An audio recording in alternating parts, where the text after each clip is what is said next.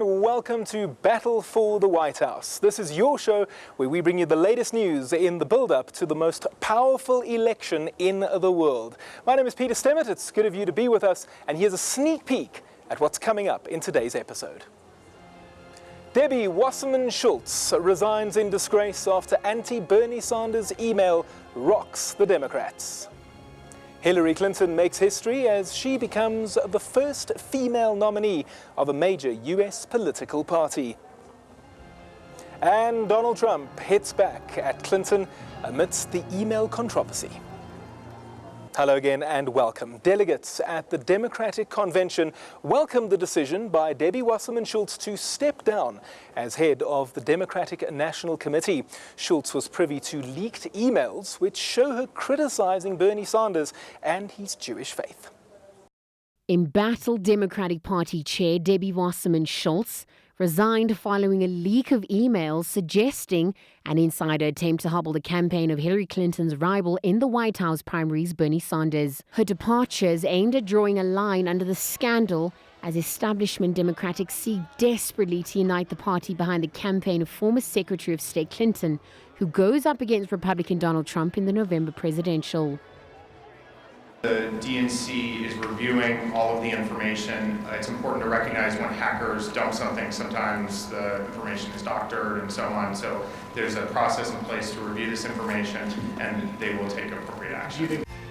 A cache of leaked emails from Democratic Party leaders' accounts includes at least 2 messages suggesting an insider effort to hobble Bernie Sanders' upstart campaign, a revelation that threatens an uneasy truce within the party. The emails are some of the ones that we've seen are unacceptable, and we make no defense of them. And we do not at all condone the use of religion for the purposes of weaponizing it against any political candidate. So that was exposed over the weekend in one of the emails is completely unacceptable, and we condemn it.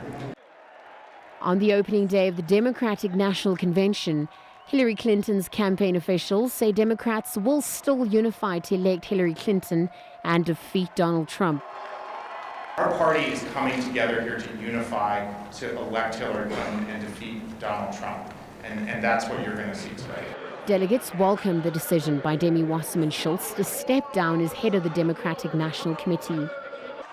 We'll start out, she's done a lot of work and everything. We have to give her credit for that. But I think at certain points, maybe we need to just, kind of hold off and maybe bring somebody in new. Despite many thinking the party is divided, officials say the party is still united. Hillary Clinton has told Democratic delegates that they put the biggest crack yet in the glass ceiling for women. Clinton has become the first female White House nominee for a major political party.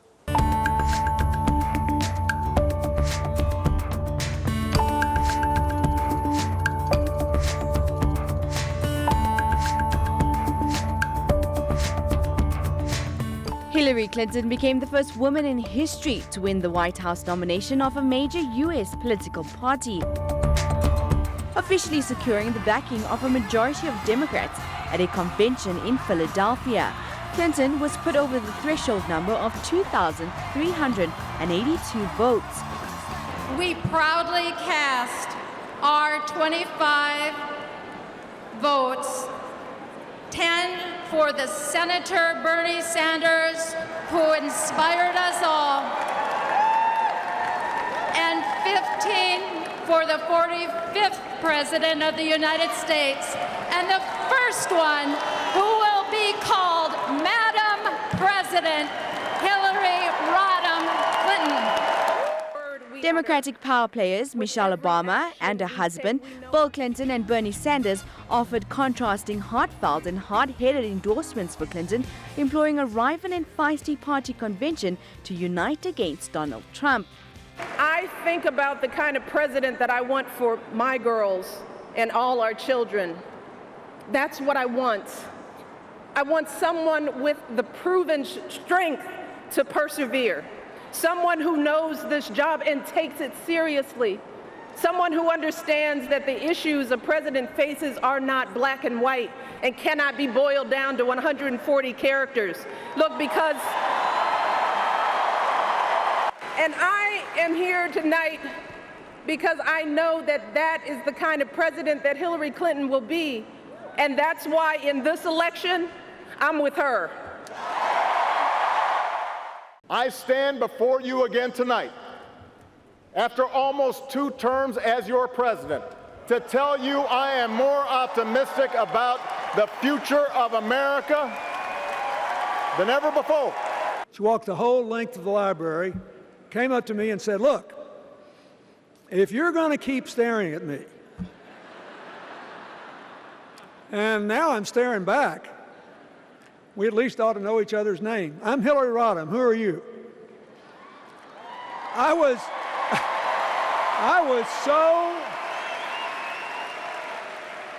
was so impressed and surprised that, whether you believe it or not, momentarily I was speechless. Finally, I sort of blurted out my name, and we exchanged a few words, and then she went away.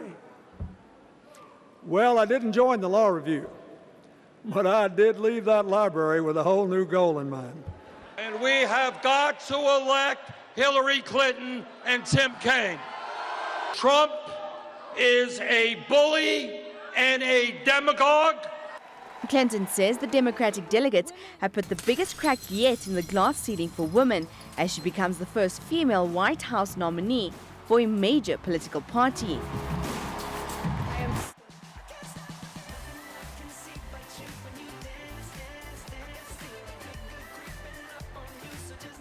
I loved that my parents expected me to have opinions and to be able to back them up with facts.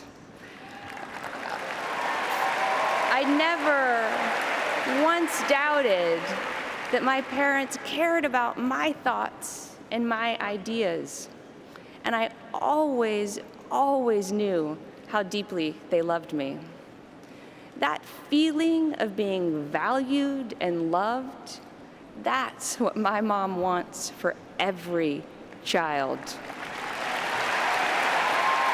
It is the calling of her life. I'm so happy. It's been a great day and night. What an incredible honor that you have given me. And I can't believe we just put the biggest crack in that glass ceiling yet.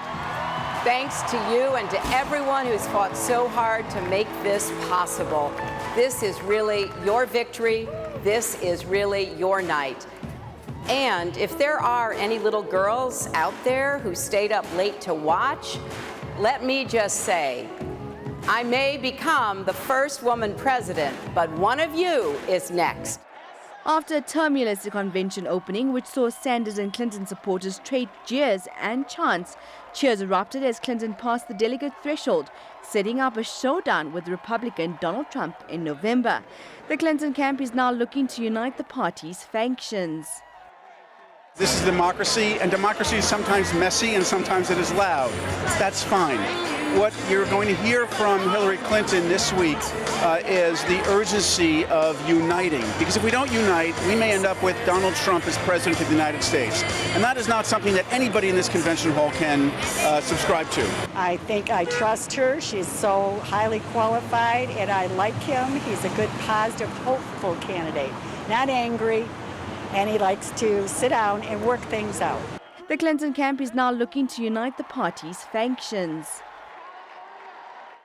Let's take a look now at this week's poll tracker, and we're looking at the delegate numbers for the two Democratic Party presidential candidates. Hillary Clinton, 2382. Big win in the end for her. You can see Bernie ending up with 1865. So it really was a foregone conclusion. Everyone already knew what was going to happen coming to Philadelphia.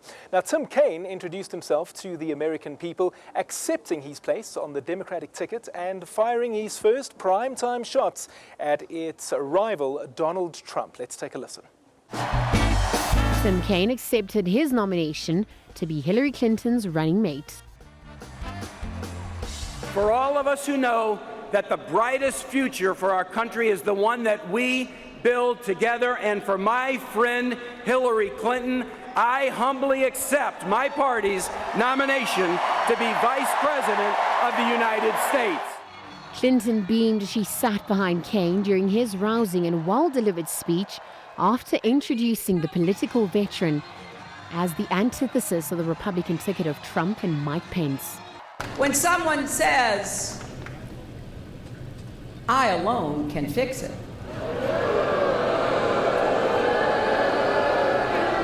that should set off alarm bells in not just Democrats' minds, but Republicans, independents, people of all ages and backgrounds. That is not a democracy.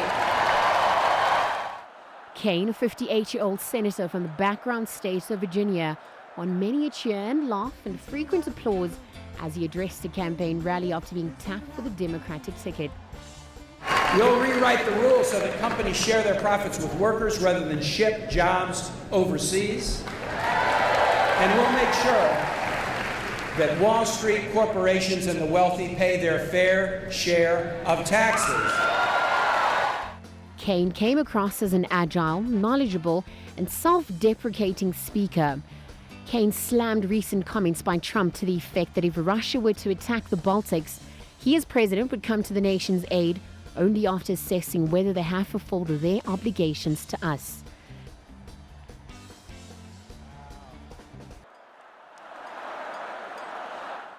A few weeks ago, Wits lecturer Tinashe Chuchu was a guest on Battle for the White House, and I asked him to give me his prediction on who he thought might be Hillary Clinton's vice presidential pick. Take a listen. So personally, I would actually think Tim Kaine, the senator from Virginia, would be the best option. And for making predictions like that one, how could we not invite him back? Thank you so much, Tinashe. Good of you to join us again. Thanks for having me back, Peter. So what does Tim Kaine add to Hillary Clinton's ticket? Okay. Tim Kaine, I think it's now so clear that he adds the Latina vote. He's fluent in Spanish. And speaking about the Latina vote, I have a few stats that I would like to share with you. Okay, so you see the 4 states we spoke about the last time, Colorado, New Mexico, Florida, and Virginia. You find that 3 of those 4 key states have a large Latina vote. And in the last election in 2012, at least 11.2 million Latinas voted. And each year you find that 500 to 600,000 Latinas are now eligible for voting.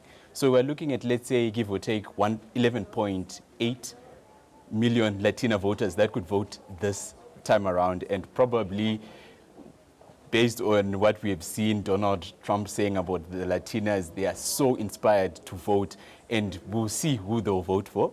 But I can just say this. Susana Martinez, who's the governor of New Mexico, couldn't even go to a Trump rally, and it was publicized so much. So you'll find that Latinas could be the demographic group that we're talking about this election, considering that they are 17% of the total population. So I think we should watch the Latina vote. And of course he hails from Virginia, which is one of those battleground states, Yes. much like Ohio, very key. Florida is another one, and of course the ones that you mentioned earlier. Just explain to our viewers who might be watching a US election for the first time, what makes those battleground states what they are and so important. Okay, what happens is that US elections are one in the middle. So you find that these 4 key states we spoke about have a lot of independent voters. So these independent voters can switch in the last minute. So we know that at least 40% of the population is about Democrat, 40% is about Republican, but the population that's in between, no one knows where they're going to go to. So that becomes the swing vote. So we definitely have to look at the Latina vote. It could swing either way. And that 20% ultimately will decide who will be the next president. Yes. Speaking of the next president, could be a woman for the first time Yes. ever. How significant is that as far as Hillary's credentials are concerned? I think that's pretty significant because after almost 300 years, this is the first time a woman has a real chance of becoming the US president, because you find that, in my knowledge, I can't even think of any presidential candidate, be it a man or a woman, who was a senator and secretary of state. So she's uniquely positioned, and she was also first lady. So If she can be the first female president, I don't know who can be the first female president. Speaking of females, Debbie Wasserman Schultz is a Yes. female that's probably headed in the other direction Yes. at the moment after that email scandal. Where does that leave the Democrats, considering that they're supposed to be the Liberal Party, inclusive of everybody, and then attacking Bernie Sanders and his Jewish faith? That's not really good for the image, is it? And also Debbie Wasserman Schultz is also Jewish. Correct, yes. I think that this doesn't leave the party in a bad state to say, because Donna Brazil is going to be replacing her as the DNC chair, and she's a black African-American female. So I think it's going to be good image-wise, but in terms of unity, I think removing Debbie Wasserman Schultz will really help unite the party, because delegates from Bernie Sanders were pretty upset throughout the process because she thought she was in Clinton's tent, and by removing her, I think it will make Bernie Sanders supporters warm up to Hillary, because some of them were even talking about going to Trump. Yes. Tinashe, stay right there. I've got some more questions for you in just a minute. But speaking of Hillary Clinton, at the age of 68 now, she stands at the threshold of the White House, making history as the first woman to carry the colors of a major U.S. political party in the presidential race. Here's a look at her journey. Hillary Clinton is making history. 8 years after losing her party's nomination to Barack Obama, she now stands at the threshold of the presidency. Clinton's campaign has highlighted issues concerning women and minorities. Rival Donald Trump accuses her of playing the woman card. Well, I'll tell you what, if talking about paid family leave, equal pay, women's rights to make our healthcare decisions is playing the woman's card, then deal me in! Raised in a middle-class household in a Chicago suburb, Hillary Rodham attended Yale Law School, where she met Bill Clinton. During Bill's race for the White House, she made it clear she would play a more active role than previous First Ladies. From her office in the West Wing, she made an unsuccessful attempt to reform the healthcare system. Hillary launched her own political career in 2000, winning a Senate seat from New York. Her most high-profile job was as Obama's Secretary of State. Her critics argue that she can claim no major diplomatic successes here. Republicans accuse her of incompetence over a 2012 militant attack on the U.S. mission in Benghazi that left the U.S. ambassador dead. Along with a scandal over use of a private email server while at state, allegations of corruption and negligence have taken their toll on her popularity. Critics claim she and her husband see themselves as above the law. The Clintons have established an apparatus which allows foreign entities to give large sums of money to them. Some of it flows through the Clinton Foundation, through their charitable organization. Some of it ends up directly in their pocket. On the primary campaign trail, her Democratic rival Bernie Sanders tapped into Clinton's rising unpopularity. His supporters must now decide whether or not to get behind a candidate they rejected. I'm planning to write his name in the ballot. In no way I am going to vote for Hillary Clinton because she represents oligarchy. But both Bernie and Barack Obama's endorsement of Clinton may help persuade them to unite. Hillary Clinton's campaign lashed out at Donald Trump for encouraging Russia to trawl the former Secretary of State's emails, describing his comments as a national security issue. Trump suggested that Russia could help find emails known to have been deleted from Clinton's private server when she was Secretary of State on the grounds they were personal. The FBI concluded earlier this month that Clinton had been extremely careless in her handling of classified material via a private email server, but did not recommend that she face criminal charges. Trump's vice presidential running mate, Mike Pence, quickly tried to limit the fallout from the mogul's comments. And it is extraordinary to think that yesterday in Philadelphia, 61 speakers came to the podium and not one of them named ISIS by name. This man will name our enemies without apology, and he will defeat them. Crooked Hillary Clinton. And believe me, folks, she is crooked. Has a much different view. She recently said of the VA scandal that it's not as widespread as it's been purported to be. It's like she's trying to sweep it under the rug. Our visa programs will be reformed to ensure that veterans are put in the front of the line for jobs. I still have Wits lecturer Tinashe Chuchu with me here in studio. Tinashe, let's move on to the Republican side now as well. Yes. How much of what we saw there from Trump and Pence is a case of just simply trying to steal the thunder of what is supposed to be the Democrats' week?